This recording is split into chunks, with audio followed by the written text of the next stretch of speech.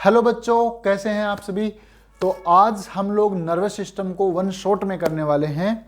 और सबसे बड़ी बात यहाँ पर यह है कि नीट में किस पैटर्न से क्वेश्चन आते हैं, लगभग उसी पैटर्न से हमारे पूरे की पूरी जो स्लाइड्स है वो तैयार की हुई है। और आपको पढ़ने के बाद आपको स्लाइड की लिंक भी मिलेगी, तो आप इसमें से अच्छे से रिवाइज कर पाएंगे। और पूरी की पूरी एनसीईआरटी ही इसके अंदर बताई गई है, यानी एनसीईआरटी की एक छोटी सी लाइन भी यहाँ पर छोड़ी नहीं गई है। हर एक छोटी से छोटी बात को एनसीईआरटी के इंक्लूड किया गया है। तो आप लोगों को क्या करना है, नोट्स को अच्छे से पढ़ना है और जो आप देख रहे हैं वीडियो को आखिर तक देखना है। और यदि आप पूरी वीडियो देख लेते हैं तो उसके बाद आपका नर्वस सिस्टम में कोई भी डाउट अवशेष नहीं रहेगा। तो आप अच्छे से वीडियो को देखना, समझना, और कोई भी डाउट हो तो उसको आप लोग फटाफट कमेंट में कर सकते हैं, तो उनका आंसर आपको यहाँ पर मिल जाएगा। ठीक है। और इसके जस्ट बाद हम लोग क्वेश्चन करेंगे, कम से कम 50 से 100 क्वेश्चन करेंगे, जिनमें हम लोग इस चैप्टर से कितने तरह के क्वेश्चन नीट के अंदर आ सकते हैं वो सारे के सारे क्वेश्चन हम लोग इसके बाद में करने वाले हैं।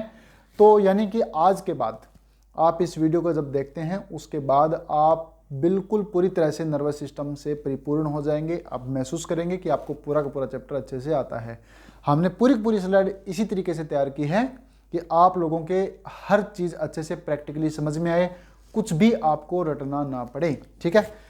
तो बच्चों स्टार्ट करते हैं। सबसे पहले हमारे चैप्टर का नाम यहाँ पर बताया गया है न्यूरल कंट्रोल एंड कोऑर्डिनेशन, यानी कि नर्वस सिस्टम हमारी बॉडी को कंट्रोल करता है और सारे के सारे जो ऑर्गन्स हैं उनको कोऑर्डिनेट करके रखता है। कोऑर्डिनेट का मतलब क्या है हम आगे डिस्कस करेंगे। ठीक है।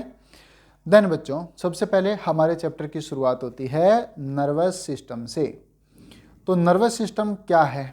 नर्वस सिस्टम एक सिस्टम है हमारी बॉडी में जो हमें बाहर क्या हो रहा है, हमारी बॉडी से बाहर क्या हो रहा है और हमारी बॉडी के अंदर क्या हो रहा है, कोई चेंज आ रहे हैं कि नहीं आ रहे, ये सारे के सारे चेंज है वो नर्वस सिस्टम के अंदर बताए जाते हैं। तो स्टार्ट करते हैं। स्टडी ऑफ नर्वस सिस्टम को क्या कहते हैं? न्यूरोलॉजी कहते हैं। स्टडी ऑफ एंडोक्राइन सिस्टम को क्या कहते हैं? एंडोक्राइनोलॉजी कहते हैं। और दोनों की स्टडी हम एक साथ करते हैं, इसे हम कहेंगे न्यूरो एंडोक्राइनोलॉजी। दोस्तों ये सारे के सारे यानी नर्वस सिस्टम और एंडोक्राइन सिस्टम एक दूसरे से जुड़े हुए हैं, इसलिए इन दोनों की स्टडी हम लोग एक साथ कर सकते हैं। जैसे कि आप लोग डायग्राम में देख पा रहे हैं, यहाँ पे आपको पता है हाइपोथैलेमस होता है और हाइपोथैलेमस क्या करता है, पिट्यूटरी ग्लैंड पे कंट्रोल करता है।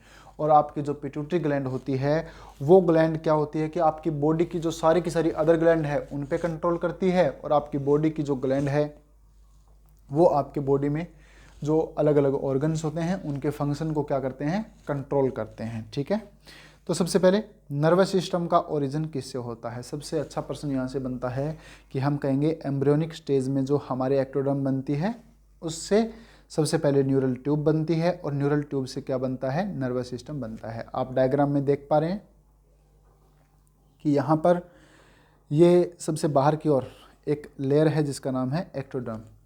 तो ये नीले रंग की लेयर है, वो क्या करती है, पहले एक न्यूरल प्लेट बनाती है। देखो आप यहाँ पर देख सकते हैं ये है न्यूरल प्लेट। यही न्यूरल प्लेट है वो अंदर की तरफ ऐसे फोल्ड बनाती है, जैसे कि यहाँ पर आप देख रहे हो ये हो गया फोल्ड।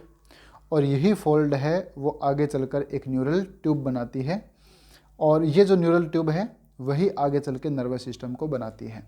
आप इस न्यूरल ट्यूब को देख रहे हैं और इस न्यूरल ट्यूब के अंदर हम यहाँ पर देखें तो आपको यहाँ पर 3 पार्ट दिख रहे हैं। ये बनाता है फोर ब्रेन, ये बनाता है मिड ब्रेन और ये बनाता है हाइंड ब्रेन। आगे चल के ये जो फोर ब्रेन बनाता है ये यहाँ पे टेलेनसेफेलॉन बनाता है, डाइएनसेफेलॉन बनाता है।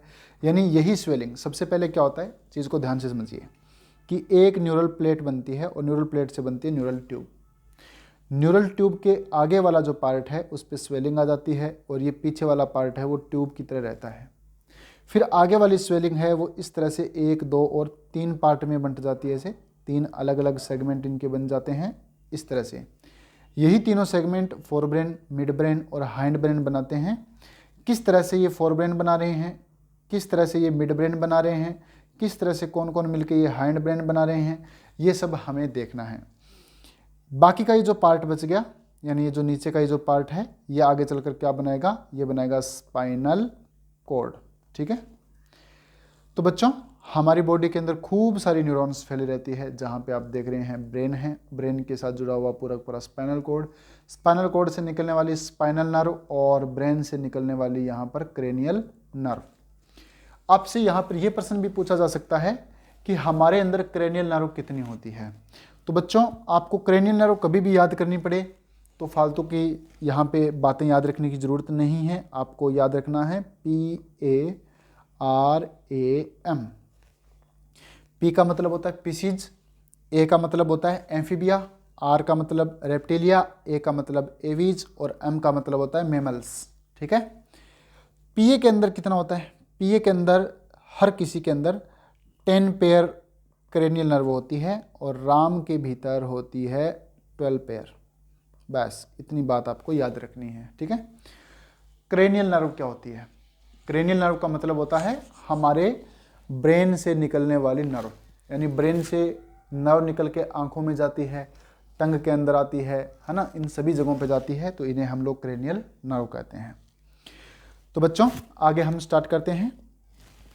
सबसे पहले यहाँ पर बताया गया है कि nervous system is made up of nervous tissue. हमारा पूरा का पूरा नर्वस सिस्टम किस चीज़ से बना होता है, नर्वस टिश्यू से बना होता है। और नर्वस टिश्यू के अंदर दो तरह की सेल पाई जाती है, जिनमें हम देखेंगे कौन कौन सी सेल यहाँ पर पाई जाती है। ये हमारा नर्वस टिश्यू हो गया और इसको बनाने के लिए दो तरह की सेल होती है, एक तो न्यूरॉन है और दूसरी होती है न्यूरोग्लियल सेल। हम यहाँ पे स्लाइड में देख पा रहे हैं कि यहाँ पर बच्चों ये जो सेल है, यहाँ पे लंबी लंबी जो सेल है ये है न्यूरॉन। और न्यूरॉन के अलावा जो बाकी सेल आपको दिख रही है, जैसे कि माइक्रोग्लियल सेल हो गई, एस्ट्रोसाइट सेल हो गई, एपेंडाइमल सेल हो गई, ओलिगोडेंड्रोसाइट सेल हो गई, है ना, या फिर स्वान सेल हो गई, ये सारी की सारी सेल कौन सी होती है, न्यूरोग्लियल सेल। तो हमारा नर्वस सिस्टम दो तरह की सेल से बना होता है, एक तो न्यूरॉन, एक न्यूरोग्लियल सेल। न्यूरॉन की तुलना में न्यूरोग्लियल सेल कई गुना ज़्यादा होती है, ये बात आपको याद रखनी है।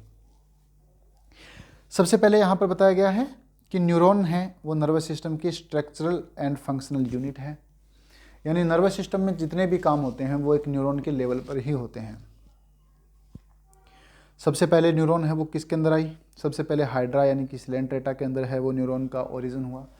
सबसे पहले हम देखते हैं पोरीफेरा, सिलेंट्रेटा, टीनोफोरा, प्लेटेलमंथीज, इनमें देखें तो न्यूरॉन है वो सबसे पहले फाइलम सिलेंट्रेटा के जानवरों के अंदर देखी गई है। ठीक है, हमारी बॉडी, ह्यूमन बॉडी कंटेन करती है बिलियंस ऑफ न्यूरॉन। हमारी बॉडी के अंदर जो न्यूरॉन्स होते हैं बच्चों वो क्या होते हैं, बिलियंस में होते हैं। ठीक है, चलो तो ये क्या हो गए, न्यूरॉन। अब बच्चों न्यूरॉन का काम क्या है, न्यूरॉन का काम होता है इम्पल्स को क्या करना, कंडक्ट करना। न्यूरॉन क्या करती है, सिग्नल को एक जगह से लेके दूसरी जगह पे उनको लेकर जाती है। दूसरी सेल है बच्चों वो है न्यूरोग्लियल सेल होती है। ये क्या करती है, नर्व सेल को सपोर्ट करती है, जैसे कि स्वान सेल। तो यहाँ पर आप देख रहे हैं, यहाँ पर जैसे एस्ट्रोसाइट सेल है, माइक्रोग्लियल सेल है, या फिर एपेंडाइमल सेल है, ओलिगोडेंड्रोसाइट सेल है, ये सारी की सारी कौन सी सेल होती है, न्यूरोग्लियल सेल होती है। आगे बढ़ते हैं। तीन तरह के नर्वस टिश्यू है, नर्वस सिस्टम है जिनके बारे में एनसीईआरटी में डिस्कस किया हुआ है। सबसे पहला यहाँ पर बताया गया है लोअर इन्वर्टिब्रेट्स में, दूसरा हायर इन्वर्टिब्रेट्स में, तीसरा कोर्डेट्स में। क्या दुनिया के सारे जानवर उनमें नर्वस सिस्टम एक जैसा होता है, बिल्कुल नहीं, अलग अलग होता है। जैसे कि हम देखें कि लोअर इन्वर्टिब्रेट्स की हम बात करें तो इनका नर्वस सिस्टम जो होता है उसमें नेटवर्क ऑफ न्यूरॉन होते हैं बहुत सारे। जैसे कि हाइड्रा देख रहे हो, है ना, हाइड्रा है, इसके यहाँ पे टेंटिकल्स है, यहाँ पे इस तरह से आप देख रहे हो, है ना, जो कि आपको ऐसे, है ना, इस तरह से फूड को पकड़ने का काम करते हैं। ठीक है, तो बच्चों यहाँ पे आपको सेल दिख रही है, ये जो ब्लैक कलर में जो सेल दिख रही है न्यूरॉन है, तो इन्हें हम कहेंगे ए पोलर नर्व। तो हाइड्रा में कौन सी न्यूरॉन पाई जाती है, ए पोलर नर्व इसके अंदर पाई जाती है। बहुत सारी नर्व होती है, इनका नेटवर्क बनता है। दूसरा जो हायर इन्वर्टिब्रेट्स होते हैं, हायर इन्वर्टिब्रेट्स जैसे कि हम बात करें कि इंसेक्ट की बात कर लेते हैं, जिनका एनसीईआरटी में एग्जाम्पल दिया हुआ है। इंसेक्ट जो होते हैं बच्चों, उनका जो नर्वस सिस्टम जो होता है वो गैंग्लिया के रूप में होता है। यहाँ पर आपको छोटे छोटे न्यूरॉन के क्या मिलेंगे, गुच्छे मिलेंगे, ऐसे गैंग्लिया इनको बोलते हैं। ठीक है, तीसरी बात, कोर्डेट का नर्वस सिस्टम कैसा होता है? कोर्डेट का नर्वस सिस्टम आप देखेंगे तो वो मोर डेवलप्ड और कैसा होता है? कॉम्प्लेक्स होता है। जैसे कि हम अपना नर्वस सिस्टम देखें जिसको सेंट्रल नर्वस सिस्टम जो रेड कलर से दिख रहा है वो CNS हो गया, बाकी का सारा क्या है? PNS है ये वाला। तो पेरीफेरल नर्वस सिस्टम इसमें डिवाइड होता है। तो ये तो हमारा तो बहुत ही कॉम्प्लेक्स नर्वस सिस्टम होता है। तो अब हम आगे स्टार्ट करते हैं इसे। यहाँ पर दिया हुआ है nervous system and endocrine system, दो तरह के सिस्टम की कंपैरिजन यहाँ पे की गई है, nervous system, endocrine system. Jointly regulates, coordinate, integrate all the activities of organs, यानी दो सिस्टम हमारे मिलते हैं। पहला है नर्वस सिस्टम जो हमारा ब्रेन है, दूसरा एंडोक्राइन सिस्टम। ये पूरा का पूरा सिस्टम मिलकर क्या करते हैं? हमारे जो बॉडी के जो सभी ऑर्गन्स हैं, इन ऑर्गन को क्या करेंगे बच्चों? इनको ये रेगुलेट करेंगे, इनको ये कोऑर्डिनेट करेंगे और इनको ये क्या करेंगे? इंटीग्रेट करेंगे। कोऑर्डिनेशन क्या है इनके बारे में हम अभी पढ़ेंगे। इंटीग्रेशन का मतलब पूरी बॉडी एक इंटीग्रेट होकर काम करती है, मतलब एक साथ पूरी बॉडी काम करती है, मिलकर काम करती है एक साथ। अब कोऑर्डिनेशन का क्या मतलब है हम देखें तो coordination is process through which two or more organs interact to complete the function of one another, यानी कि दो ऑर्गन मिलकर एक साथ काम करते हैं और एक दूसरे के कामों में क्या करते हैं? सहयोग करते हैं। इसे हम क्या कहते हैं? कोऑर्डिनेशन करते हैं। यानी दो ऑर्गन आपस में एक साथ काम करें जिससे एक दूसरे के कामों में क्या हो जाए? सहयोग हो जाए। ठीक है, चलिए आगे बढ़ते हैं। अब इसका कुछ एग्जाम्पल है वो यहाँ पर बताया गया है बच्चों कोऑर्डिनेशन का, कि कैसे कैसे ऑर्गन मिलकर काम करते हैं। सबसे पहले ड्यूरिंग फिजिकल एक्सरसाइज। तो जब आप फिजिकल एक्सरसाइज करते हैं, ये बहुत ही अच्छा एग्जाम्पल है इस चीज़ का। जैसे मान लो कि आपने दौड़ना स्टार्ट किया, तो आप जब दौड़ेंगे तो उस टाइम पर क्या होगा? उस टाइम पर आपकी बॉडी में कई सारे चेंज आएंगे। जैसे सबसे पहले मसल कहेगी भैया एनर्जी लेके आओ, दूसरा एनर्जी डिमांड बढ़ी मसल के अंदर, और इससे क्या हुआ? ब्रीदिंग रेट बढ़ेगी, ऑक्सीजन की सप्लाई बढ़ेगी, हार्ट बीट रेट और ब्लड प्रेशर, ये सब चीज़ें हैं वो क्या हो जाएगी? बढ़ने लग जाएगी। जब आप फिजिकल एक्सरसाइज को रोक देते हैं, जैसे कि यहाँ पर ये देखोगे, ये यहाँ पे आके सो गई, पहले एक्सरसाइज कर रही थी तो ये सारे चेंज आ गए, अब ये आकर सो गई तो इसके अंदर ये सारे के सारे चेंज आ गए। तो इसमें क्या होगा? एनर्जी की जो डिमांड है वो घट जाएगी और एक्टिविटीज़ है वो धीरे धीरे नॉर्मल कंडीशन में लौट आएगी। मतलब आप भाग रहे हो तो हार्ट बीट रेट आपकी 110 हो सकती है, लेकिन आप जब रुक गए, आप सो रहे हो, तो हार्ट बीट रेट आपकी वापस से डाउन होके 72 पर ही आ जाएगी। ठीक है बच्चों, चलो आगे बढ़ते हैं। Difference between activities of nervous system और दूसरा है एंडोक्राइन सिस्टम। यहाँ से डायरेक्ट क्वेश्चन आता है और ये एनसीईआरटी का ही पॉइंट है यहाँ पर कि भैया नर्वस सिस्टम और एंडोक्राइन सिस्टम में किसका और क्या अंतर है। ठीक है, तो नर्वस सिस्टम में सीधी सीधी बातें अपने को देखनी है। क्या क्या देखना है? ध्यान से देखो। ये प्रोवाइड करवाता है organised network of point to point connection for a quick coordination. बहुत जल्दी एक्टिविटीज़ करता है ये, है ना। जैसे मान लो आपके सामने से गाड़ी आ रही है तो तुरंत आप हट जाते हो, तो ये काम किसका है? नर्वस सिस्टम का काम है।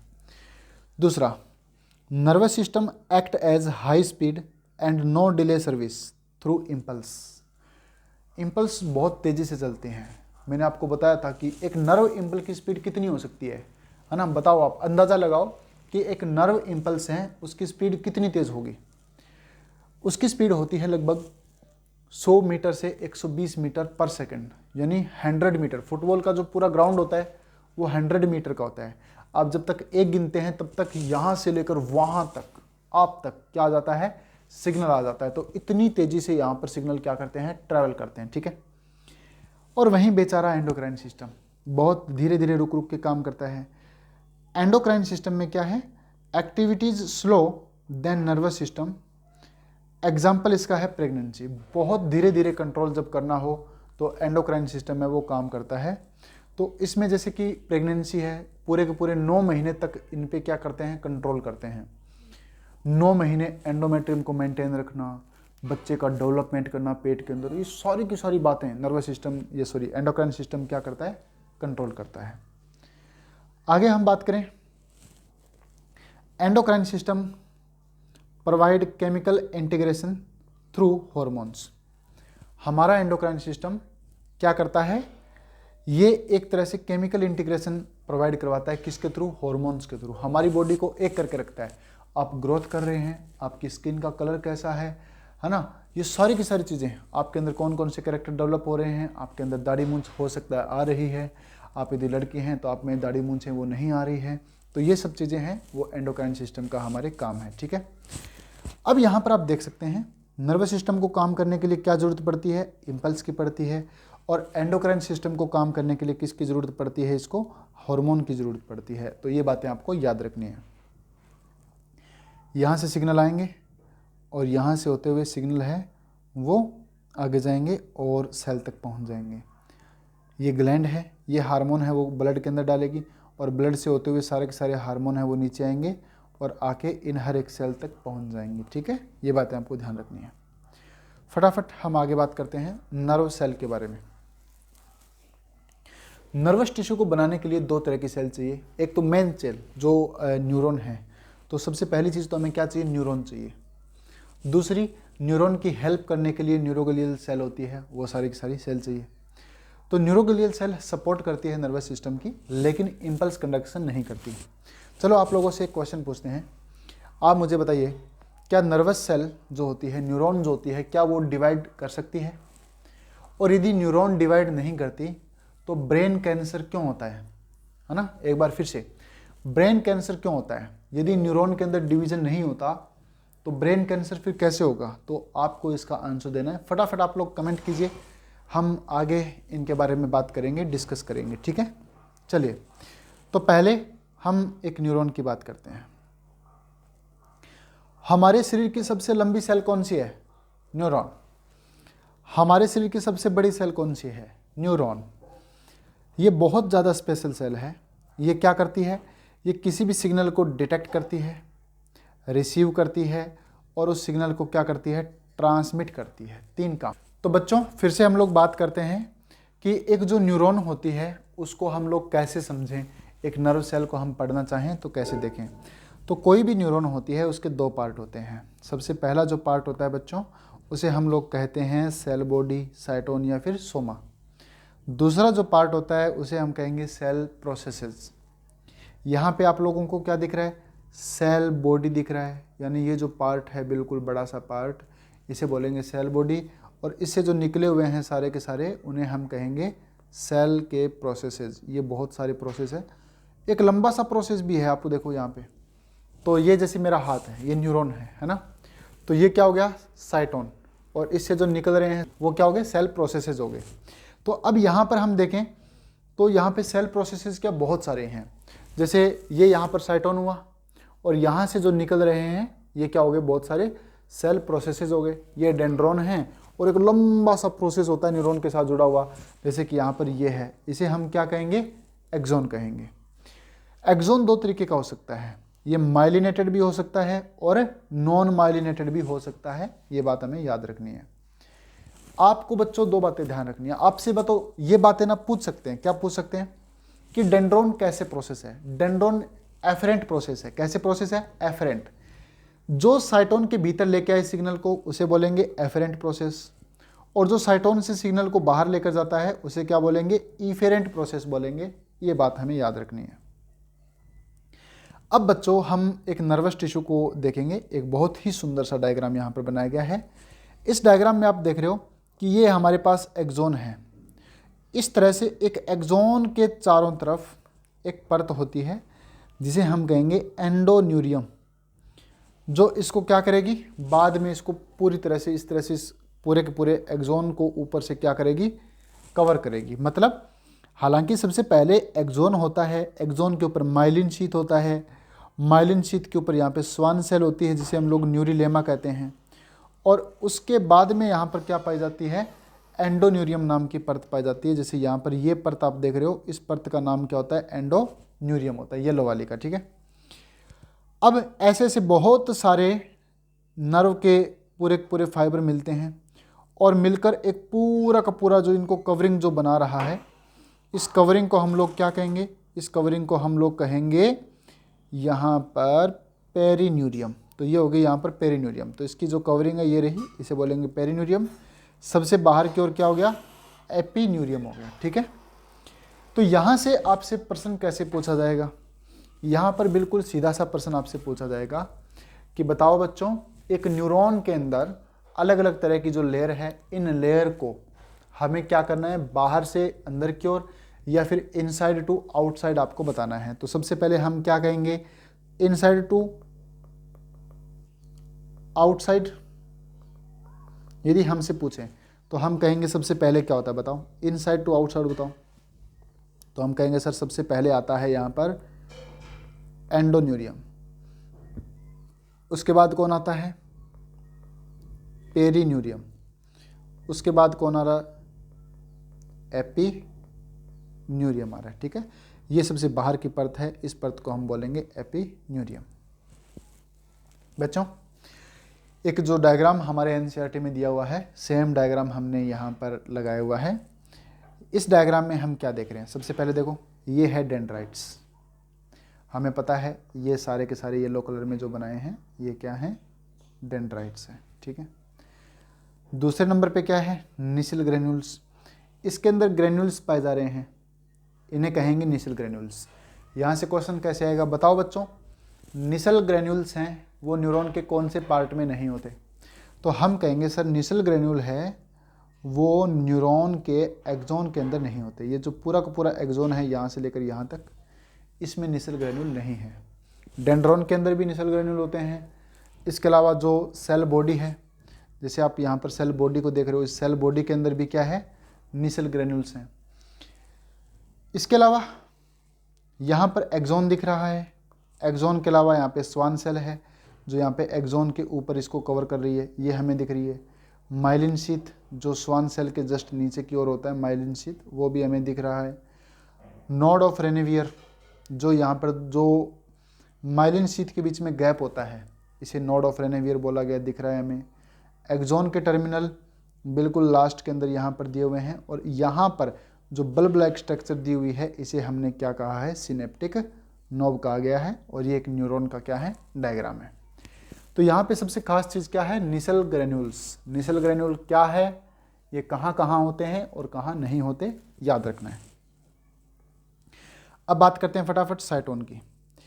तो हम साइटोन की बात करें, हम न्यूरॉन को पढ़ रहे हैं और एक न्यूरॉन में कौन कौन सी पार्ट है। तो ये तो हो गया साइटोन, और इसके अलावा इस सेंटर वाले पार्ट के अलावा बाकी जो सारे बच गए इन्हें हम कहेंगे सेल प्रोसेस। हमने ये बात अभी देखी। तो साइटोन के बारे में फटाफट बातें देखिए क्या है। Generally found in grey matter. Grey matter क्या है सर, ग्रे मैटर हमें बता दो, ग्रे मैटर क्या होता है। चलो आपको आज सबसे पहले ग्रे मैटर बताते हैं कि हमारे ब्रेन के अंदर ग्रे मैटर कहाँ होता है। आप यहाँ पर एक डायग्राम देख रहे हैं, है ना। तो इस डायग्राम को आप ध्यान से देखिए, है ना, ध्यान से देखिए इस डायग्राम को। देखो ये देखो, ये डायग्राम किस चीज़ का है, ये ब्रेन का डायग्राम है बच्चों।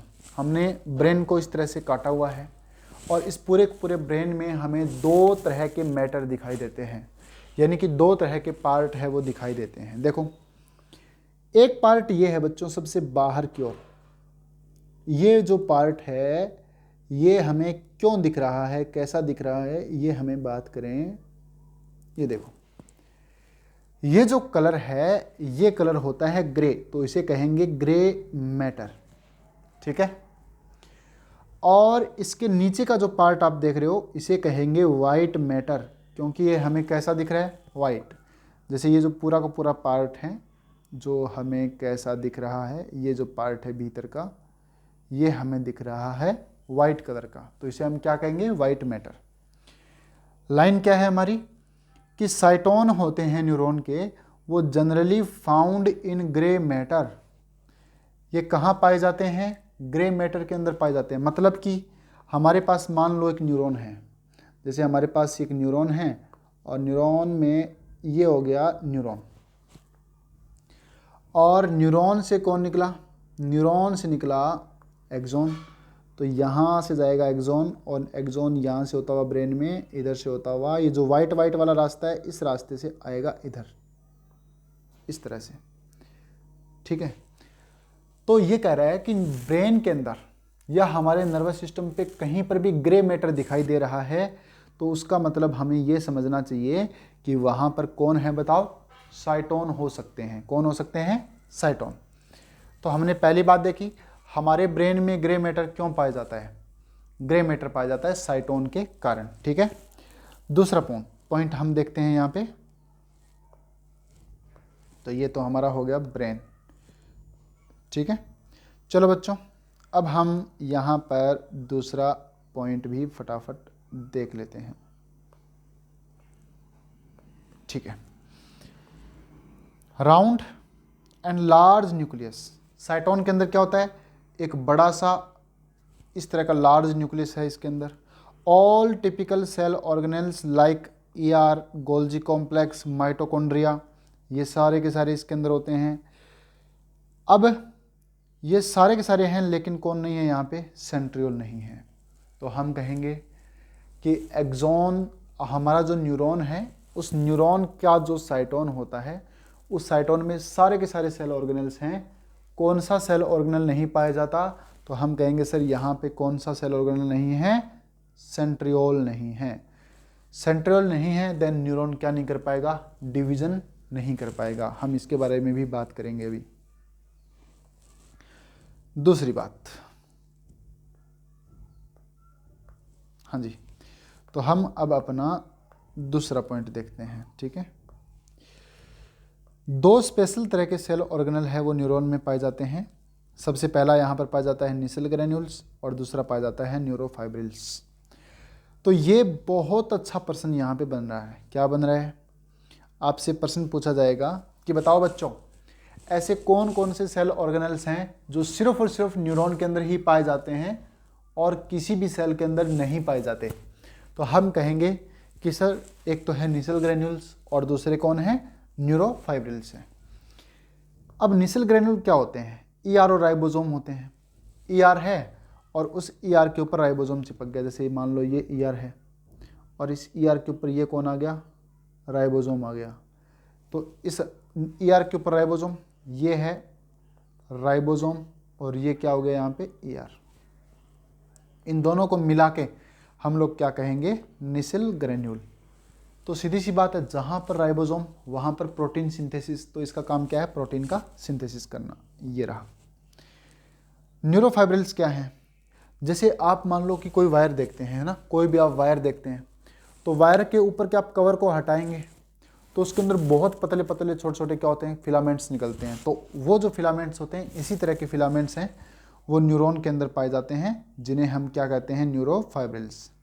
चलो हम इस न्यूरॉन के अंदर खूब सारे न्यूरोफाइब्रिल्स हैं, उनको देखते हैं। देखो, ये न्यूरॉन का डायग्राम हो गया और इसके अंदर बहुत सारे जो फाइबर्स आपको दिख रहे हैं, ये वाले, ये जो फाइबर दिख रहे हैं, इन्हें ही हम लोग क्या कहेंगे? न्यूरोफाइब्रिल्स कहेंगे, ठीक है।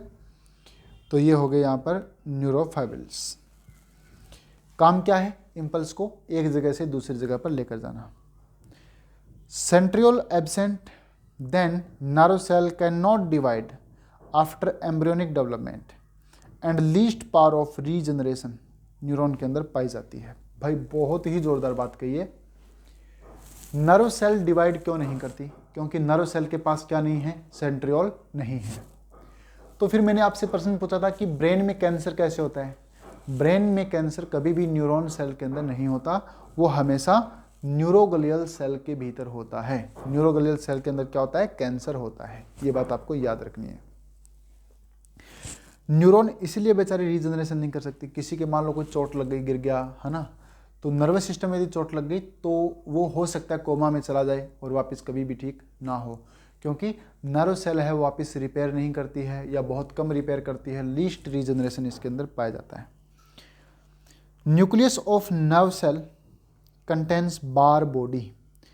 तो नर्व सेल का जो न्यूक्लियस है उसके पास क्या होता है? बार बॉडी नाम की एक स्ट्रक्चर होती है। बार बॉडी क्या है? एक्स क्रोमोसोम के ऊपर पाई जाती है बार बॉडी, है ना, इस बात को याद रखना है। तो ये होगी बार बॉडी। अब ये सिर्फ और सिर्फ फीमेल के अंदर पाई जाती है। बार बॉडी कहाँ पाई जाती है? फीमेल के न्यूक्लियस के अंदर एक्स क्रोमोसोम पे पाई जाती है। तो न्यूरॉन के अंदर भी एक्स क्रोमोसोम होगा, उसके ऊपर भी क्या होगी, बार बॉडी होगी। चलो आपसे एक प्रश्न और मैं पूछता हूँ यहाँ पे, बहुत ही इंपॉर्टेंट है, हर एक क्वेश्चन है उनको आप लिख लीजिएगा और उनको ध्यान से समझिएगा, क्योंकि वही क्वेश्चन है जो नीट के अंदर आएंगे, ये बात आप अच्छे से याद रखना। तो यहाँ पर एक और क्वेश्चन आप लोगों से पूछते हैं कि यदि नर्व सेल डिवाइड नहीं होती, यदि नर्व सेल डिवाइड नहीं होती तो फिर इतनी सारी न्यूरॉन, हमारे नर्वस सिस्टम में बिलियंस ऑफ न्यूरॉन हैं, तो इतनी सारी न्यूरॉन है वो कहाँ से आई, यदि डिवाइड ही नहीं होती है तो आप इसका उत्तर है फटाफट कमेंट बॉक्स में देंगे। तो अब हम आगे चल के सेल प्रोसेसेस के बारे में भी पढ़ लेते हैं, बात कर लेते हैं। सबसे पहला प्रोसेस है डेंड्रॉन। डेंड्रॉन क्या होते हैं, सबसे पहली बात, डेंड्रॉन बहुत छोटे छोटे सेल प्रोसेस होते हैं। देखो ये कॉनिकल शेप के होते हैं एंड ब्रांच्ड रिपीटेडली, ये कॉनिकल शेप के हैं और ये जो बार बार देखो रिपीटेडली ये से क्या कर रहे हैं, इसे ब्रांच है वो आगे से आगे बना रहे हैं। अगला point, contains all cell organelles along with Nissl granules and न्यूरोफाइब्रिल्स।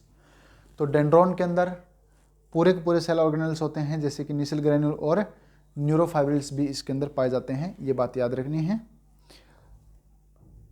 न्यूरोफाइब्रिल्स। अगली बात, dendrites transmit impulse towards the cell body known as afferent process.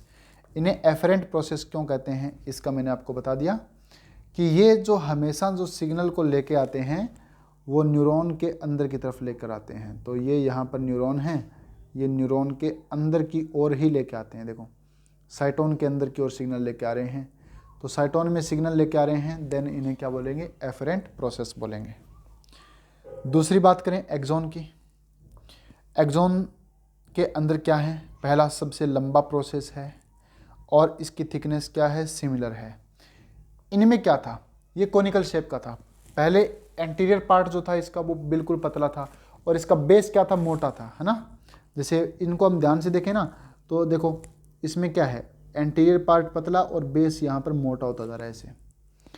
तो ये हो गए थे कोनिकल, ये है कोनिकल प्रोसेस, ये वाले, ठीक है। लेकिन एक्सॉन जो होते हैं बच्चों वो कैसे होते हैं, सिमिलर थिकनेस, जितनी थिकनेस यहाँ पर है उतनी ही थिकनेस इसकी यहाँ पर होगी। साइटोप्लाज्म ऑफ एक्सॉन, एक्सोप्लाज्म कहेंगे। एक्सॉन के भीतर का जो साइटोप्लाज्म जो इसके अंदर भरा होता है उसे हम क्या कहेंगे, एक्सोप्लाज्म कहेंगे। Plasma membrane of axon, axolemma. यहाँ पर आपको जो प्लाज्मा मेम्ब्रेन दिख रही है इसे हम कहेंगे एक्सोलेमा। माइटोकॉन्ड्रिया एंड न्यूरोफाइब्रिल्स जो होते हैं वो प्रेजेंट होते हैं एक्सोप्लाज्म में एंड निसिल ग्रेनुल एब्सेंट होते हैं। मैंने आपसे कहा था कि ये प्रश्न आपके यहाँ पे आ सकता है, तो वही बात यहाँ पर ये कह रहा है कि यहाँ पर निसिल ग्रेनुल क्या होते हैं, एब्सेंट होते हैं, न्यूरोफाइब्रिल्स यहाँ पर क्या होते हैं, प्रेजेंट होते हैं। Axon carry away signal from cyton, इसलिए इन्हें क्या बोलेंगे, इफरेंट प्रोसेस कहेंगे। तो ये देखो बच्चों क्या कर रहा है, यहाँ से सिग्नल को बाहर ही लेकर जा रहा है, तो इसे हम क्या कहेंगे, इफरेंट प्रोसेस कहेंगे, ठीक है।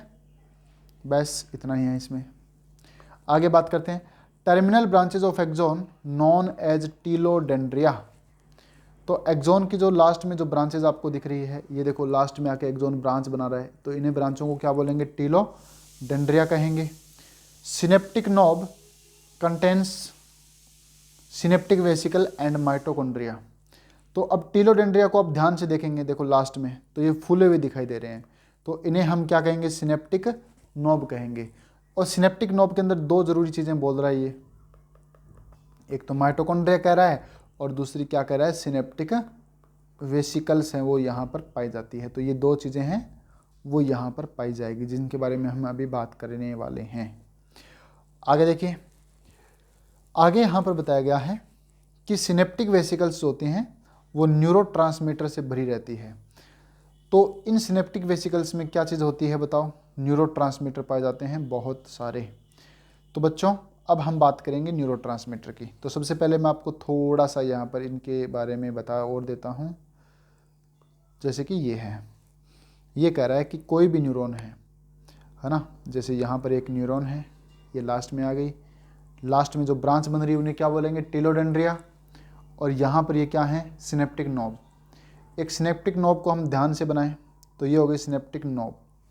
सिनेप्टिक नोब में दो चीज़ें हमें दिखेगी, पहली क्या है, माइटोकॉन्ड्रिया, दूसरी क्या है, दूसरी है यहाँ पे सिनेप्टिक वेसिकल। सिनेप्टिक वेसिकल के अंदर क्या चीज़ भरी होती है, न्यूरो ट्रांसमीटर भरे होते हैं, ये है न्यूरो ट्रांसमीटर। अब क्या होता है कि जब भी सिग्नल यहाँ से आता है ऐसे, जब भी सिग्नल आएगा तो सिग्नल के आने से क्या होगा, ये जो सिनेप्टिक वेसिकल है ये आएगी और यहाँ से चल के क्या होगी, ये फ्यूज़ होगी किसके साथ में, इस वाली मेम्ब्रेन के साथ में। तो ये यहाँ पे फ्यूज़ हो गई और ये फ्यूज़ होकर क्या करेगी, यहाँ से रिलीज कर देगी न्यूरोट्रांसमीटर को। तो ये जो न्यूरोट्रांसमीटर है वो यहाँ से क्या कर लेंगे, बाहर निकल जाएंगे और अपना काम होगा। तो बच्चों यहाँ पर न्यूरोट्रांसमीटर के बारे में बताया गया कि यहाँ से जो रिलीज होने वाले न्यूरोट्रांसमीटर है वो कितने टाइप के होते हैं, उनके बारे में यहाँ पर बताया है। दो तरह के न्यूरोट्रांसमीटर होते हैं, सबसे पहला स्टिमुलेटरी और दूसरा कौन सा होता है, इनहिबिटरी। स्टिमुलेटरी न्यूरोट्रांसमीटर वो होते हैं जो आगे वाले न्यूरॉन को क्या करते हैं, इम्पल्स जनरेट करने के लिए मोटिवेट करते हैं। और इनहिबिटरी वो होते हैं जो आगे वाले न्यूरॉन को क्या कर देते हैं, इनहिबिट कर देते हैं। जैसे कि इनके एग्जांपल, पहला क्या है, गाबा, दूसरा ग्लाइसिन, तीसरा डोपामिन और उसके अलावा सेरोटोनिन। और स्टिमुलेटरी के एग्जांपल कौन कौन से हैं, एसिटाइलकोलिन और एपिनेफ्रिन। ये एग्जांपल आपको क्या करने हैं, याद करने हैं। तो आपका यहाँ पे क्वेश्चन है कि ये जो गाबा होता है, इस गाबा की फुल फॉर्म क्या है, तो ये आप लोगों को बतानी है। तो फटाफट गाबा की फुल फॉर्म क्या है, इसको जल्दी से आप लोग कमेंट में भेज दीजिए मेरे को, ताकि आप लोग इसको टाइप करेंगे बार बार, देन ये आपके क्या रहेगा, याद रहेगा। देखो बच्चों, आपको कमेंट करने के लिए मैं इसलिए बोलता हूँ कि जो मैं क्वेश्चन आपसे पूछ रहा हूँ उसको आप कमेंट करेंगे। यदि आपको पता है तो आपको वो चीज़ें, जानकारी वो अच्छे से सेव हो जाएगी।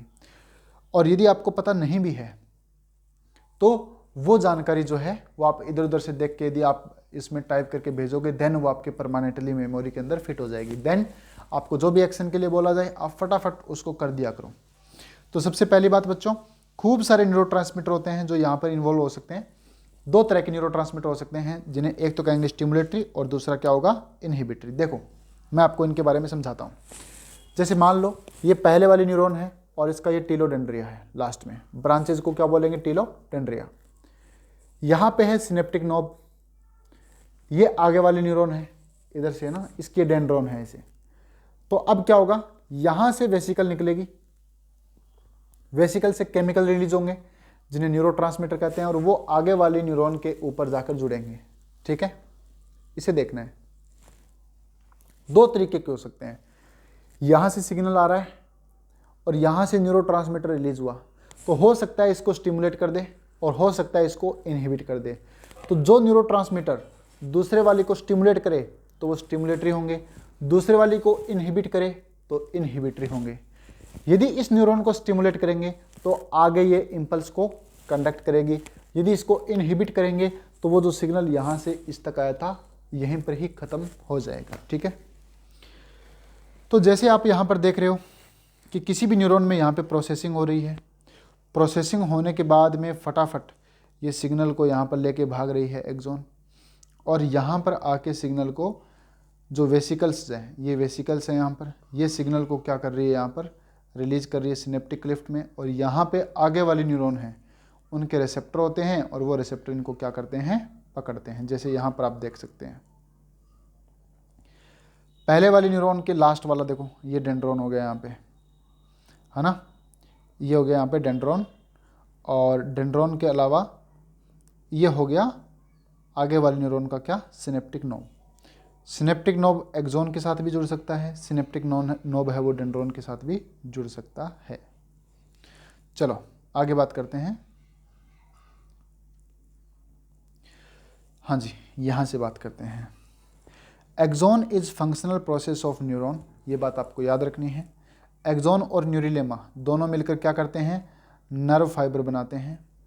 यानी ये एक्सॉन है, इसके ऊपर आप न्यूरिलेमा बना दोगे। न्यूरिलेमा क्या होता है, स्वान सेल की लेयर को क्या बोलते हैं, न्यूरिलेमा बोलते हैं। इन दोनों को यदि मिला देंगे तो क्या बनेगा, नर्व फाइबर बनेगा। स्वान सेल सिक्रेट करती है phospholipid around axon known as myelin sheath. तो यहाँ पर ये स्वान सेल है और ये इसके चारों तरफ क्या करेगी, माइलिन शीत बनाएगी, जिन्हें हम लोग क्या कहेंगे कि ये हो गया माइलिन शीत। और ये किस चीज़ का बना होता है, लिपिड का बना हुआ होता है। जैसे आप यहाँ पर देख सकते हो कि ये यहाँ पर एक एक्सोन को दिखाया गया है, ये एक्सोन है। एक्सोन के चारों तरफ देखो, ये डार्क कलर में आपको स्वान सेल दिख रही है और इसके नीचे आपको माइलिन शीट दिख रहा है जो वाइट कलर के अंदर आपको है ना। जैसे फॉर एग्जांपल मैं यहाँ पे आपको एक एग्जांपल देता हूँ, है ना। जैसे मान लो कि ये क्या है, ये हो गया एक्सोन। एक्सोन के ऊपर ये जो सेल है ऐसे चिपक जाती है। इस सेल का नाम क्या है, स्वान सेल। हो सकता है कि स्वान सेल माइलिन शीट को बनाए और हो सकता है कि ना भी बनाए। यदि बनाती है तो हम कहेंगे माइलिनेटेड एक्सोन है, और नहीं बनाती है तो हम कहेंगे नॉन माइलिनेटेड एक्सोन है। अब क्या करती है, मान लो माइलिनेटेड एक्सोन है तो क्या करेगा, यहाँ पर देखो एक परत बन गई, ये बन गई फैट की परत, लिपिड की परत बन गई, और ये है स्वान सेल। तो स्वान सेल ऐसे चिपकी हुई रहती है एक परत बना के, तो इस परत का नाम है माइलिन शीथ। तो स्वान सेल कंटिन्यूस होती है, ऐसे ये स्वान सेल आ गई, इसके आगे वाली स्वान सेल, ये स्वान सेल, तो दो स्वान सेल है ना पास पास की, वो टच करती है एक दूसरे को, कंटिन्यूस होती है। लेकिन आप यदि बात करेंगे किसकी, माइलिन शीथ की, तो ये जो माइलिन शीथ जो होता है वो कंटिन्यूस नहीं रहता। तो जैसे यहाँ पर ये माइलिन शीथ आ गया, फिर यहाँ पे बीच में गैप आ जाएगा, फिर माइलिन शीथ आ गया, फिर गैप आएगा, फिर माइलिन शीथ आ गया, फिर गैप आएगा। तो ये जो बीच में छोटा सा गैप है, इन्हीं हम क्या कहेंगे, नोड ऑफ रेनेवियर कहेंगे। ठीक है, तो आगे बात करते हैं। आगे हम बात करते हैं, स्वान सेल सिक्रेट करती है फॉस्फोलिपिड, जिन्हें कहते हैं माइलिन शीथ। तो आप यहाँ से एक प्रश्न आप मेरे को बताएंगे फटाफट कि फॉस्फोलिपिड जो सिक्रेट करती है उस फॉस्फोलिपिड का नाम क्या होता है। ठीक है, तो यहाँ पे कौन सी लिपिड होती है ना, जो यहाँ पर माइलिन शीथ बनाती है, उस जगह पर कौन सी लिपिड पाई जाती है, इसको आपको बताना है। तो आगे बढ़ते हैं। Gap between myelin sheath known as node of Ranvier. आप देख रहे हैं यहाँ पर माइलिन शीथ के बीच में ये जो गैप है, इन्हीं गैप को क्या बोला गया है, नोड ऑफ रेनेवियर है वो बोला गया है। ठीक है, आगे यहाँ पे क्या बताया गया है, node of Ranvier allow exchange of ions and necessary for impulse conduction. यहाँ पर आप देखेंगे तो आयनों का एक्सचेंज जो है वो यहाँ पर होगा। आयनों का एक्सचेंज है वो कहाँ होगा, इसी जगह पे होगा जहाँ पे नोड ऑफ रेनेवियर होता है। ठीक है, जिस जगह पे माइलिन शीथ होता है उस जगह पे कोई भी आयन है वो आर पार नहीं कर सकता है। ध्यान से इसको समझना है। चलिए आगे बढ़ते हैं। अब हम बात करते हैं एक नर्व फाइबर की। नर्व फाइबर दो तरीके के हो सकते हैं, माइलिनेटेड और नॉन माइलिनेटेड।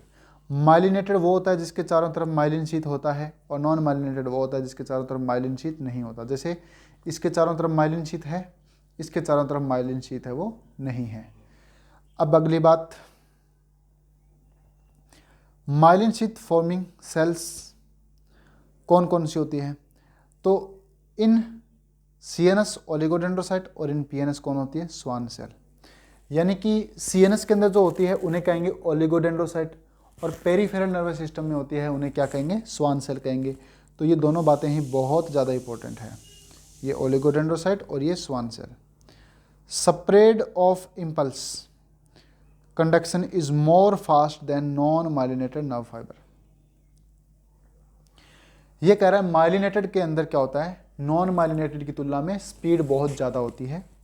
जबकि आप दूसरे को देखो, स्वान सेल है वो प्रेजेंट होती है, but they does not form myelin sheath around axon.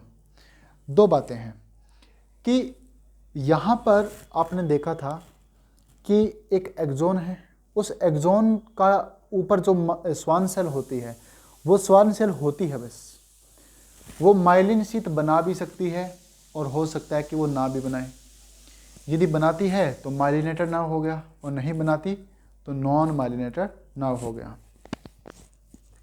अब देखो, लेस देन माइलिनेटेड नर्व और ordinary way of conduction.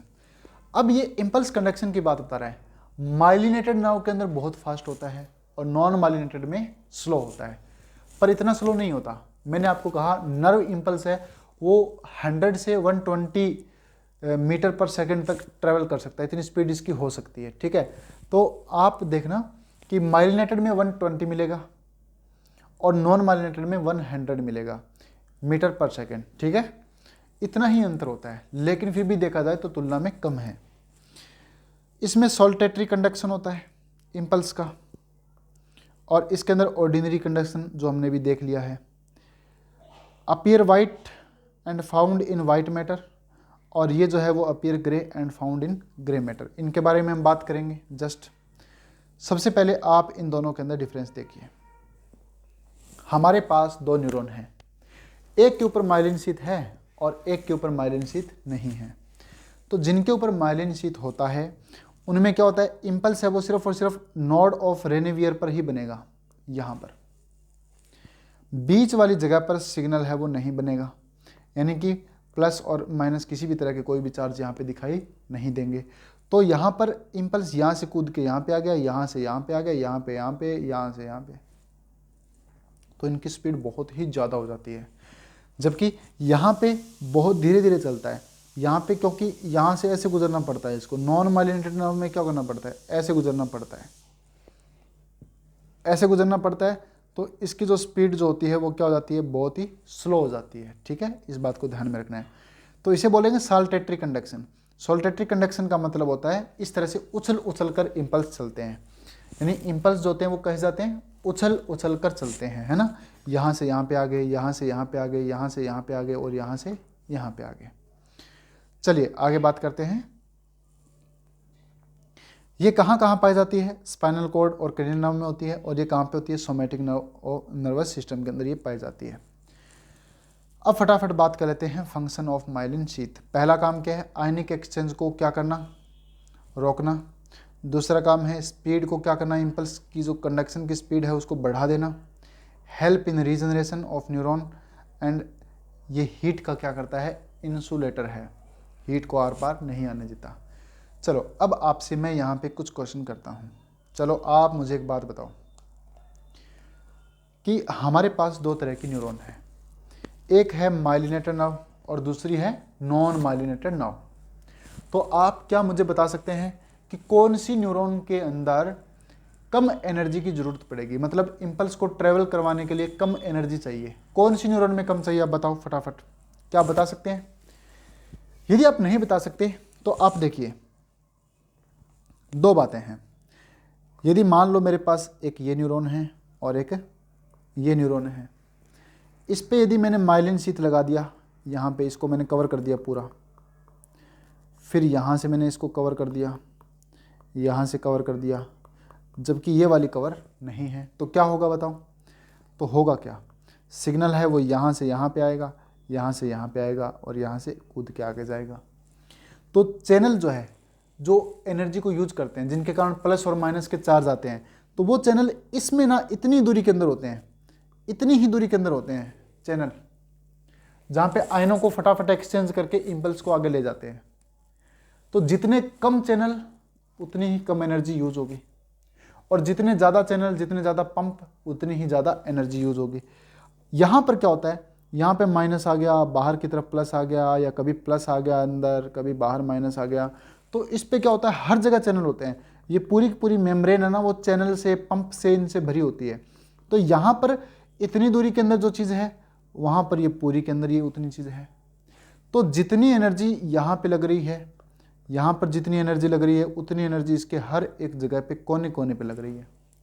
Then इसका उत्तर क्या हुआ, कौन सी न्यूरॉन को कम एनर्जी चाहिए इंपल्स कंडक्शन के लिए? तो हम कहेंगे माइलिनेटेड नर्व को कम एनर्जी चाहिए, क्योंकि उसके ऊपर, मेम्ब्रेन के ऊपर कम चैनल है वो यूज में आते हैं, कम पंप यूज में आते हैं, देन उसको कम एनर्जी चाहिए। ठीक है, ये बहुत अच्छा क्वेश्चन है और ये पूछा जाता है। चलो अब हम एक नोट है उसके बारे में बात कर लेते हैं, और उसमें बहुत ही सिंपल सी बात कही गई है। हमें क्या कही गई है कि unmyelinated nerve fibre enclosed by Schwann cell that does not form myelin sheath around the axon. मतलब कि एक्सोन जो है वो चाहे कोई सा भी हो, उसके ऊपर क्या होगा, स्वान सेल है वो तो पाई जाएगी, चाहे उसके ऊपर माइलिन शीथ को वो बनाए या फिर ना बनाए। ये बात आपको याद रखनी है निश्चित रूप से, और ये बात भी पूछी जाती है। आगे बात करते हैं। Myelinated axon appear white. जहां पर माइलिनेटेड एक्सोन है वो कैसे दिखेंगे? वाइट दिखेंगे। Found in spinal cord and cranial nerve. Unmyelinated nerve fibre appears grey. और ये कहां पर दिखेंगे आपको? Found in somatic nervous system, और ये ग्रे मैटर में दिखते हैं। मतलब यहां पर दो बातें हैं, और वो दो बातें क्या है? ध्यान से सुनो, है ना। उन दो बातों को हम यहां पर देखते हैं कि जैसे मान लो यहां पर ये हो गया ग्रे मैटर, यहां पर होता है साइटोन, तो वाइट मैटर के अंदर क्या होगा? एक्सोन होगा। अब दूसरी बात करें कि जैसे मान लो हमारे पास ये ग्रे मैटर है और ये भी ऐसे ग्रे मैटर है, ऐसे एक न्यूरॉन है यहाँ पे, ये हो गई एक न्यूरॉन, और यहाँ पर एक न्यूरॉन हमारे पास हो गई ये। तो दो बातें कह रहा है कि मान लो कि आपके पास दो तरह के न्यूरॉन हैं। ये जो न्यूरॉन है ये है माइलिनेटेड ऐसे, और ये जो न्यूरॉन है वो नीचे वाली वो कैसी है? Non myelinated. तो माइलिन शीथ के कारण ये वाइट कलर की दिखती है। तो हमारे नर्वस सिस्टम में जहाँ जहाँ पर ये एक्सोन होगा माइलिनेटेड, वो यहाँ पर वाइट कलर का दिखेगा, और जहाँ जहाँ पर ये एक्सोन होगा वो कैसे कलर का दिखेगा? वो ग्रे कलर का दिखेगा। चलो अब हम देखते हैं कि ऐसा कहाँ हो रहा है। देखो, हम यदि स्पाइनल कॉर्ड को काटते हैं तो हमें बटरफ्लाई शेप के अंदर इस तरह से ग्रे मैटर है वो दिखता है। ये देखो किस शेप में है बताओ, फटाफट बताओ। ये है बटरफ्लाई शेप में, बीच में एक सेंट्रल कैनाल यहाँ पर आपको दिख रही है। तो ये है ग्रे मैटर, और बाहर की ओर क्या है? White matter. तो वाइट मैटर क्यों दिखाई देता है? नर्वस सिस्टम को काटने पीटने पे देखो, यहाँ पर आप देख रहे हो बाहर की तरफ ग्रे मैटर है, अंदर की तरफ कैसा है? White matter. अंदर ग्रे मैटर और बाहर वाइट मैटर। तो आपसे कोई पूछे कि नर्वस सिस्टम में ग्रे मैटर और वाइट मैटर क्यों दिखता है, कारण बताओ, तो आपको सीधे सीधे कहना है कि सर जहाँ जहाँ पर क्या होगा? साइटोन होगा न्यूरॉन का, वहाँ वहाँ पे ग्रे मैटर दिखेगा, चाहे कोई सा भी न्यूरॉन हो। वाइट मैटर कहाँ दिखेगा? वाइट मैटर वहाँ दिखेगा जहाँ पर सिर्फ और सिर्फ माइलिनेटेड एक्सोन का होना जरूरी है। ग्रे मैटर में दो चीज़ें हो सकती है, पहला साइटोन हो सकता है और दूसरा अनमाइलिनेटेड एक्सोन हो सकता है, ठीक है। जबकि ग्रे मैटर के अंदर ये दो चीज़ें हैं, और वाइट मैटर के अंदर क्या होगा? सिर्फ और सिर्फ माइलिनेटेड नर्व होंगे, ठीक है। तो इसका मतलब इन सभी जगहों पर क्या है? माइलिनेटेड नर्व है। बाहर की तरफ ये है वाइट मैटर, और अंदर की तरफ यहाँ पर आपको दिख रहा है ग्रे मैटर। तो ये है ग्रे मैटर, बाहर है ये वाइट मैटर। तो वाइट मैटर वाली जगह पर क्या है? क्या है बताओ, फटाफट कमेंट करो। चलो टाइप ऑफ न्यूरॉन के बारे में बात कर लेते हैं फटाफट। न्यूरॉन कितने तरह की होती है? 1, 2, 3, 4 और 5 तरह की न्यूरॉन होती है। सबसे पहले एपोलर न्यूरॉन कौन सी होती है? ऐसी न्यूरॉन जिनके पास कोई भी डेंड्रॉन नहीं होता, कोई भी एक्सोन नहीं होता, वो एपोलर होती है। अब आप कहेंगे सर इसके पास तो बहुत सारे डेंड्रॉन और एक्सोन दिख रहे हैं। तो बच्चों ये डेंड्रॉन और एक्सोन दिख नहीं रहे यहाँ पे, ये सिर्फ सेल के प्रोसेस हैं, ये डेंड्रॉन और एक्सोन में डिवाइड नहीं है। क्यों नहीं है? इस बात को ध्यान से समझिए। पहली बात, ये जो न्यूरॉन है ऐसे हाइड्रा के अंदर पाए जाते हैं। डेंड्रॉन की शर्त ये थी कि वो हमेशा सिग्नल को अंदर की तरफ ही लेकर जाए, लेकिन ये तो दोगले हैं, ये सिग्नल को अंदर भी लेके आते हैं और सिग्नल को बाहर भी लेके जाते हैं। यानी जो सिग्नल यहाँ से आया था वो सिग्नल यहाँ से वापस भी जा सकता है, जो सिग्नल यहाँ से अंदर आया था वो सिग्नल यहाँ से वापस जा सकता है। तो इन्हें ना तो हम डेंड्रॉन कह सकते हैं और ना ही इन्हें क्या कह सकते हैं? एक्सोन कह सकते हैं। तो इसलिए हम इनको सेल प्रोसेस के अंदर नहीं गिनते। तो यहाँ पर देखो बातें क्या दी हुई है, सेल प्रोसेस एब्सेंट। तो इसमें कहेंगे न्यूमेरस प्रोसेस दिखते हैं यहाँ पे, पर इनके अंदर फिजिकल डिवीजन नहीं है। सबसे पहले ये हाइड्रा के अंदर आया। दूसरा है यूनिपोलर न्यूरॉन। इनका बेसिस क्या है बच्चों? बेसिस है इनका सेल प्रोसेस। दूसरा है यूनिपोलर न्यूरॉन। तो यूनिपोलर न्यूरॉन क्या होते हैं? On the basis of cell process देखें तो इसके अंदर सिर्फ और सिर्फ एक ही, यानी ये साइटोन है, ये मानो साइटोन है, इस साइटोन से जितने भी प्रोसेस निकले हुए हैं तो उसी के बेस पे नाम दे दिया। जैसे एक प्रोसेस निकला है, एक एक्सोन है तो यूनिपोलर, एक एक्सोन हो गया और एक क्या निकला हुआ है यहाँ से? ये सेल बॉडी है ना, तो एक एक्सोन और एक डेंड्रॉन निकला है तो बाइपोलर हो गया। अब बहुत सारे डेंड्रॉन हैं, एक सिंगल एक्सॉन है, तो क्या हो गया, ये मल्टीपोलर हो गया। तो यहां पर देखो, यहां पर दिया हुआ है only one axon no dendron, सिर्फ एक एक्सॉन है, डेंड्रॉन नहीं होता। ये किस में पाई जाती है, नॉन कोडेटा में पाई जाती है और कोडेटा के एम्ब्रियो में पाई जाती है, याद रखना है। बाइपोलर न्यूरॉन, और ये कहाँ पाई जाती है, याद रखना है, दो पोल होते हैं इसके, एक ये रहा एक ये रहा, मतलब दो प्रोसेस होते हैं।